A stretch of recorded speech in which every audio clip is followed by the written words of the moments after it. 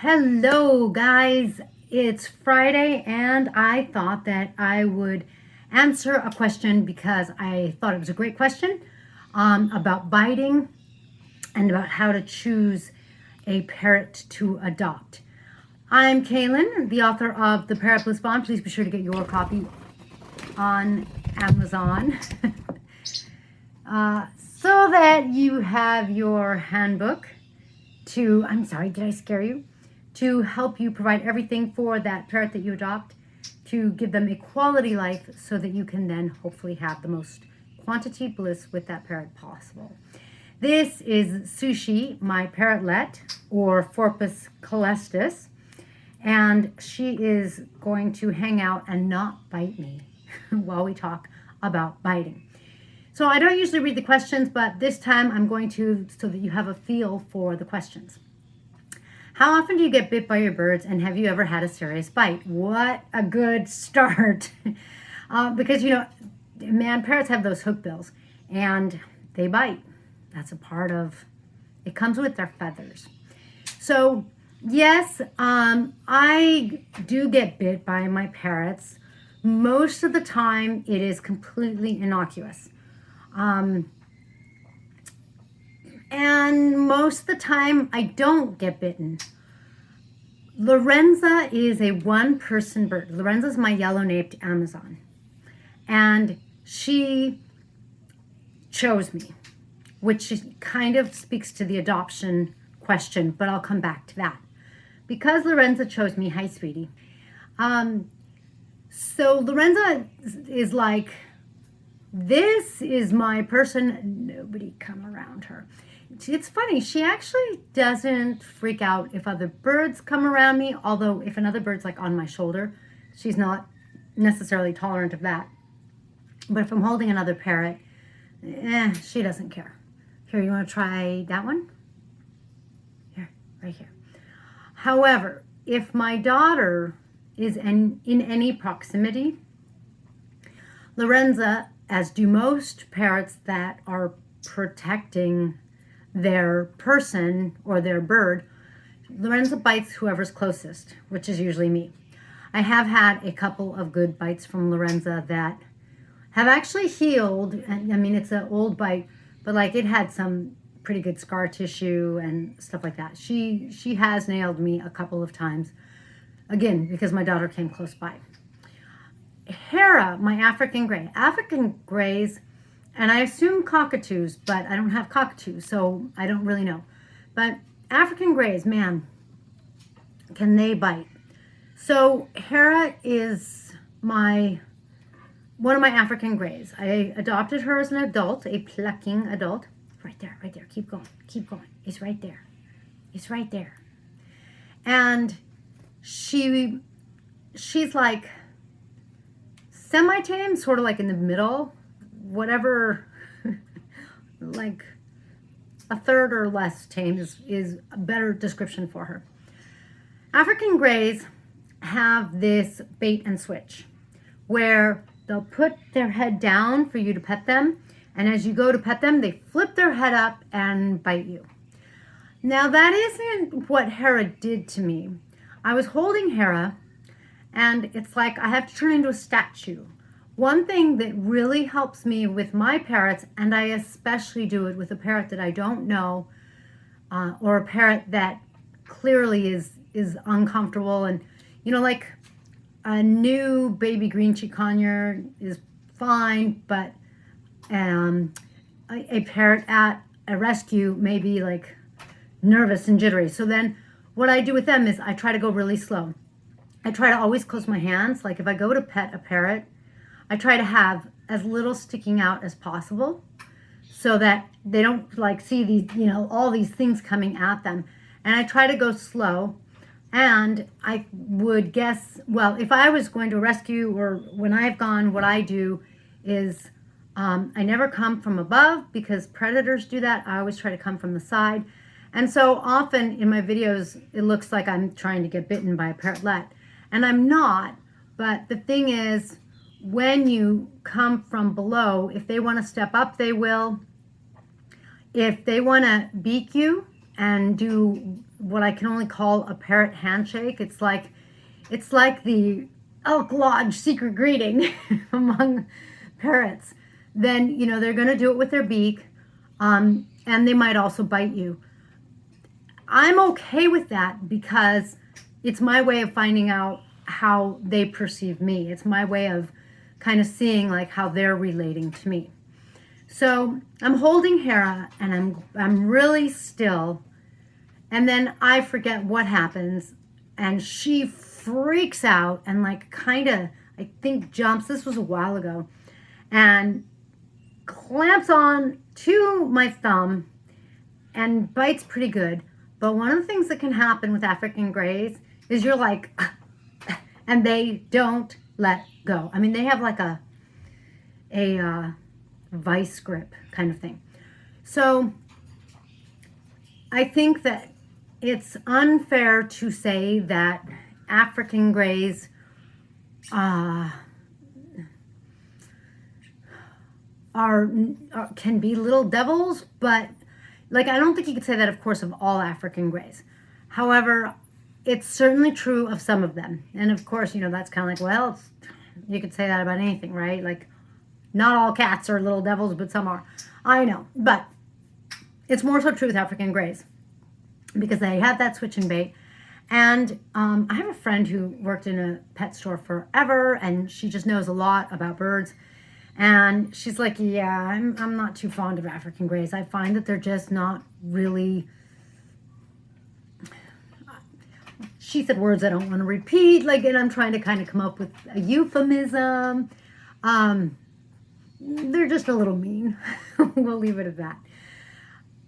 Of course, that depends on what they were like as a baby, what their personality's like, what's going on when they're being raised, how many homes they've been in. You know, if an African Grey at a rescue is going to be very different than an African baby Grey, generally speaking, kind of thing. So I do think that you have to be careful with African Greys, and I do think that they are a parrot that is naturally very aloof, and they do bond with their mate, but they aren't like green chicks, who I describe as being like attached at the feather, at the cheekbone kind of thing.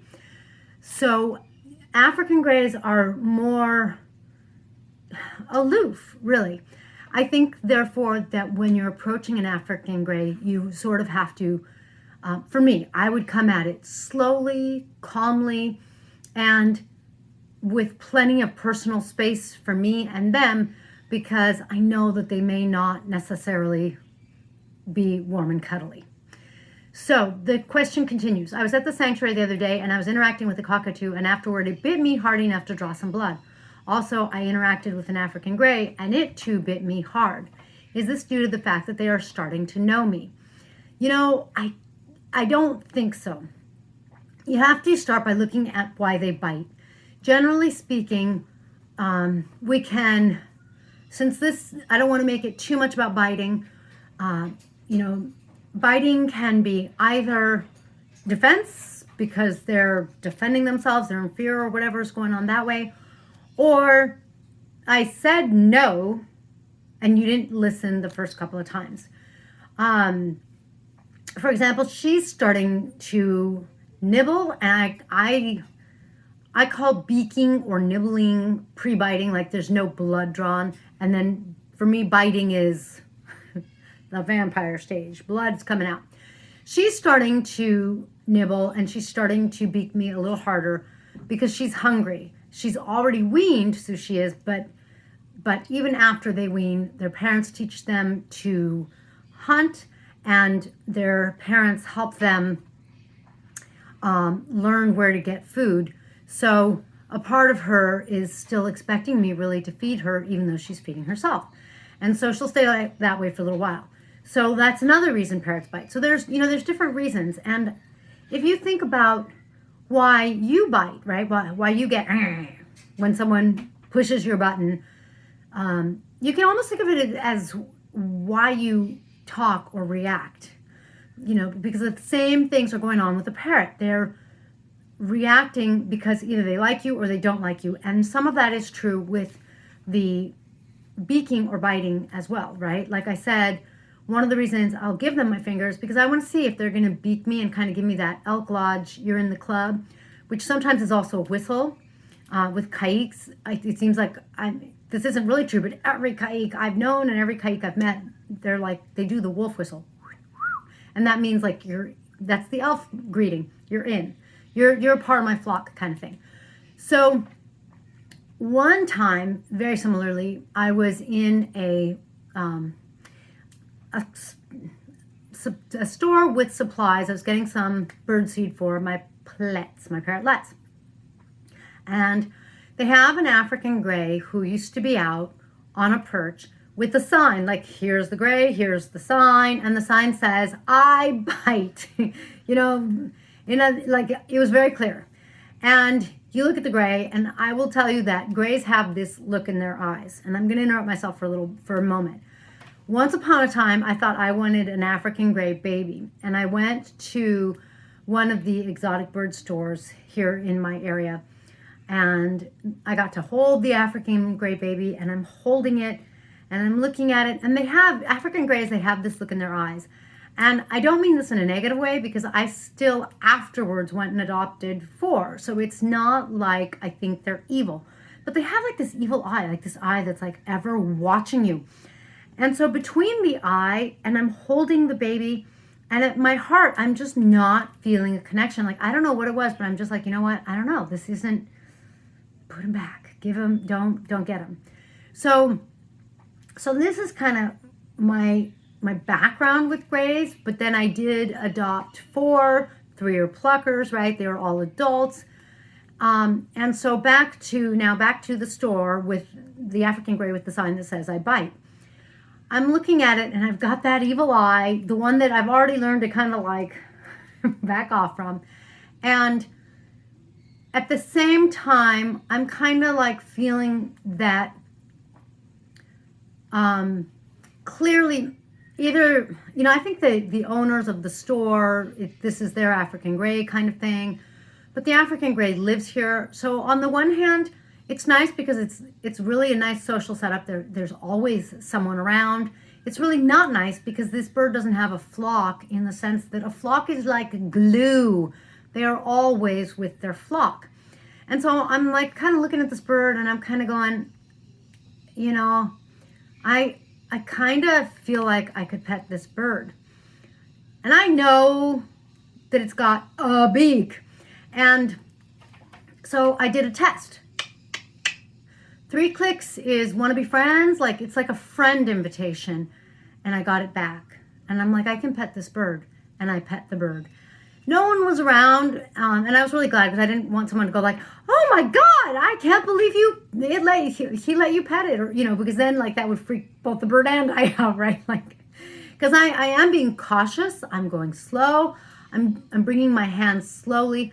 So when you are at a rescue, you may not always have sort of that ability to go slow, that kind of thing. But I would watch those things. Generally speaking, a parrot is not going to waste their energy and bite you unless they have to because you didn't read the body language. Sorry, I know that's not fun to hear. But, it's once you get bitten enough times, you really start to read the body language super well. So it'll get so much better after, hopefully not any more blood, maybe a little more blood. What are you going to do? This is the world of parrots, right? So that's a little on the biting. And so at my house at this point, I have a rapport with my parrots. My parrots know that I'm there, I'm helping them. For example, Tico, my orange-winged Amazon, who was bonded like this to my old golden conure, Binks, who passed away on me. If I was picking Tico, like he figured out that I was going to let the 2 of them be together. And so actually, even though Tico is like, we're good as long as you're there, like keep your distance. But he would come or he would let me come and pick him up because he knew I was going to bring him over to Binks. And I actually was able to house them together because I was like, okay, this bird is going to protect Binks. I don't have to worry. And sure enough, like, Tico would look like, I don't know if I can give you permission to touch my bird. I'm like, you know what? I bought that bird. It's really my bird. But anyway, that's another story. My point is, I have that rapport so that when I go to pick up my birds, they're not likely to bite. Do they bite sometimes? Yes, it's really become more rare. Like, if at this point we've kind of worked out how to deal with Lorenza so that if my daughter's around, Lorenza's not. Like, she's either in her cage or she's on another perch. I mean, it's really easy. My daughter's, she's older. It's not like she's always with me. If my daughter was always with me, it would have been very different. So, so she doesn't really bite me anymore. And we've even, I've figured out some of my African grays. I pick them up with a stick. Venus likes my husband. My husband can pick her up. I can't. So we kind of like know where everybody's at so that, do we get bitten? Yeah, but not usually. Really not usually. So last thing, how do you pick a bird at a sanctuary or, a bird to adopt? I really strongly feel like when you're choosing a parrot, wherever you are, at the breeder, at a rehoming of some sort, at a rescue, at a store, I don't understand the difference between dating and picking your pet, actually, whether it's a parrot or another animal. But, if we're talking about a goldfish, I understand the difference. If we're talking about a parrot, we're talking about a relationship that's going to be very intimate. It's probably going to be one of the most intimate relationships with an animal that I know of. It's going to be a high maintenance relationship in which you are cleaning their poop, cleaning their water, cleaning their poop again, cleaning their water again, putting out fresh vegetables, putting out nuts if they're a nut eater, putting out pellets. I mean, the goldfish, you're like, sprinkle a little goldfish food, wash the bowl once a week, right? In other words, I feel like this isn't just an easy pet. And so I feel like like a relationship, you really want to click. Like a relationship, I feel like you have to do some speed dating because I don't feel like you're going to date them for 6 months, right? I mean, it's going to get bought by someone else kind of thing. But my point is, for example, Lorenza, she chose me. She eyeballed me. She talked to me. She tried to woo me. She was like, wherever I went, she watched and she followed me with her body. You really want to watch for a bird where you're like, we click kind of thing. And if you need a little help with that, part of the clicking, with the African gray, at my heart, there wasn't like my heart. I'm like going, my heart's not lighting up. Look for your heart to light up. Look for yourself to feel like this is someone you could fall in love with, because while love really takes time to build, some of the physical body language studies on humans say that people decide whether or not they would sleep with someone in the blink of an eye. In other words, there are parts of you that measure the other person. Call it energetically, call it through their body language, call it through their physical attraction, call it whatever you want. Measure them that quickly and make a decision. It may not be conscious, it may be. And so in some ways you could do the same with a parrot. Make sure that you click. Kind of feel like, if you look at a whole bunch of them, then if you turn away, who stands out the most? Find the one that clicks with you, because I don't think it matters where you get your parrot. I think what's really important is that you click and you're going to feel really comfortable and you're going to want to be with your parrot. You're going to want to take care of your parrot. You're not going to want to rehome them, that kind of thing. You don't want a situation where you're both unhappy. I mean, that's just sort of pointless. When you do click with your parrot, it doesn't mean you won't get bitten. Lorenza is like my shadow. I think that's a really good word for her, because she's just she's like a part of me. And so shadow's a good way of saying she's not my physical body, but it's like she's a part of my soul. And she bites. Not, I mean, only under the right circumstances. Lorenza, actually, when I'm holding her and she starts to fall, she will fall instead of biting onto me and hurt me. She will let herself fall. She'd rather hurt herself than me, which is really saying something because her bones are brittle and, her body's just not young. Her body has some damage from before I had her, and so it's really significant. So make sure that, like, you feel the spark, you feel love, and if you're not one for sparks, make sure that there's a little movement, there's some excitement. Take a few minutes away and look to see who stands out. Look to see who, which parrot moves your soul. And I hate to be realistic, but I would also look at what you want to do with diet. This week on Monday, we went to Lion Country Safari, went and fed the parakeet, or the lorikeets. Totally loved it. We might go back tomorrow. And I still would not get a lorikeet because their diet is a fruit-based diet. And everyone else in my house shouldn't really have fruit unless they're having fresh papaya or fresh mango, because that has beta carotene, which is really good for your parrots. Your parrots need it. My understanding from my experts is there is not enough really beta carotene in their pellets, and I think it's for their vision. I'm pretty darn sure that that's what I was told, that, super important, good for their vision. And I think that beta carotene, I forget whether or not it's vitamin A, which is good for African grays. African grays, that's one thing that they get deficient in. So I would look at their diet because I love the lories, and honestly, I'm kind of going, my kikes are like the lories. I'm just going to love the bejesus out of my kikes because they're kind of similar, and it doesn't matter whether or not they're similar. It works for me because I don't want to do that fruit diet. Besides, that fruit diet means that they poop up a liquid storm because they have a lot of nectar. So I really hope that helps with the questions on biting and the questions on how to choose which parrot to adopt, because I think it's so wonderful when you get a blissful bond. I mean, of course, right? That's like my whole premise. That's like all that I'm about. That's who I am. Thank you, as always, for joining me in this video. Thank you for watching the ads. They help me support my flock, help me keep the videos coming. I love hearing about your parrots. I love hearing about what parrot you're thinking about getting or what's going on. I love it. Please comment below or on the Facebook, Instagram Messenger, or join Parrot Bliss Flock on Facebook groups. Thank you, and I will catch you next time.